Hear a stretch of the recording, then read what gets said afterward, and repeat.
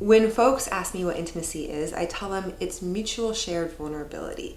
It's this act of self-revealing and being able to see somebody else, really see them and understand who they are. The mnemonic device for intimacy is into me, you see. And it's this really beautiful way of talking about what intimacy is. And there are different kinds of intimacy. There's physical, emotional, and sexual. So emotional intimacy is about knowing and sharing your own emotional state and understanding that in somebody else on an ongoing basis. Physical intimacy would be the kind of physical affection that's devoid of sexual energy. So maybe that's hugging, cuddling. It's the kind of intimacy you might see between parents and kids, or between friends, or even between lovers and partners, but just not when they're in a sexual place with one another, right? They're cuddling on the couch watching a movie, perhaps. Sexual intimacy is when there's that sexual charge, that desire, that arousal, that energy. And of course, physical intimacy can lead into sexual intimacy. And emotional intimacy can make our sexual intimacy richer, and sexual intimacy can make our emotional intimacy richer. It goes both ways, but they also can act as standalones, right? I have a lot of emotional intimacy with my friends and some physical intimacy with some, but I don't have sexual intimacy with them. When clients are coming to me and they're wanting to work on their capacity to either create intimacy or to cultivate and sustain intimacy over a long period of time, one of the things that we will do is look at some of the obstacles that they've experienced that have become barriers for them. Something that comes up quite frequently is folks not really having the opportunity or the resources or support to be self-reflective and to understand their own internal states. That might be because they haven't had access to therapy or to self-growth educational programs or other kinds of learning and resources that can help us to start to notice our core woundings, our defensive and protective strategies, our wants and needs, how our emotions and sensations live in our boundaries, the role of in our bodies, the role of boundaries. All of these are really important skills that we need to have to be able to cultivate and sustain intimacy. And unfortunately, most people are not taught these things. We're not taught them at school or in our family systems.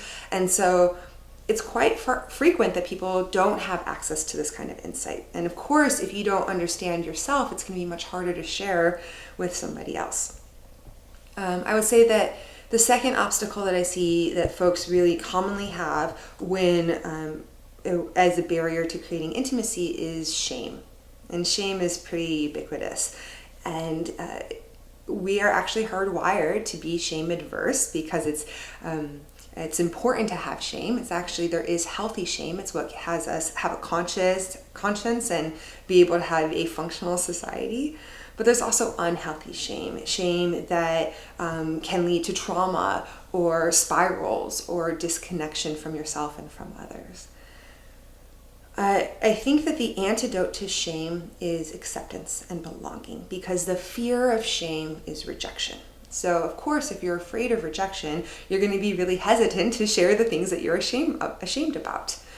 But when you can have these really powerful experiences of sharing your vulnerable, shameful bits and having somebody else still accept and love you, it can help us know that even though we might do some things that we are ashamed of, we are not bad people, right? Guilt is I've done something bad. Shame is I am bad.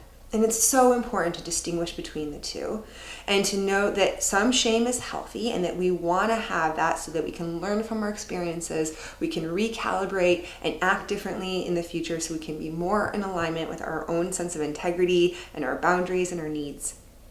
And also to realize that when shame goes to an unhealthy place and we start spiraling in it and we start to disconnect or maybe even experience some trauma responses, that we need to get support around that so that we can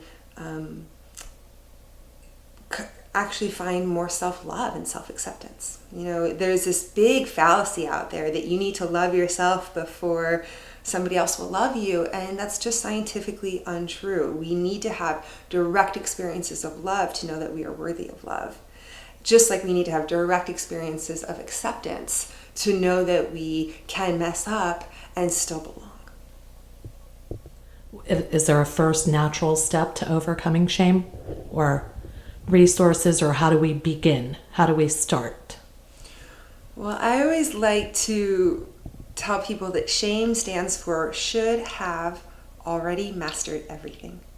And it's this idea that we were supposed to be somehow different than we are, or have done something different than we are, right? Guilt is I've done something bad. Shame is I am bad, right? So it's important to distinguish our actions from who we are, and to realize that failure is inevitable, and it's a really powerful way to learn and to grow. And it's one of our greatest teachers. And to know that shame is oftentimes, there's healthy shame, right? It helps us have a conscience and treat others well and treat ourselves well. And there's also unhealthy shame, where it is become a means for disconnection with yourself. Shame can even pull us into trauma. And so it's important that we can have the support to look critically at our behavior so that we can learn and grow, but also have this experience of not feeling like we are bad at our core. And that comes through this experience of having acceptance from others.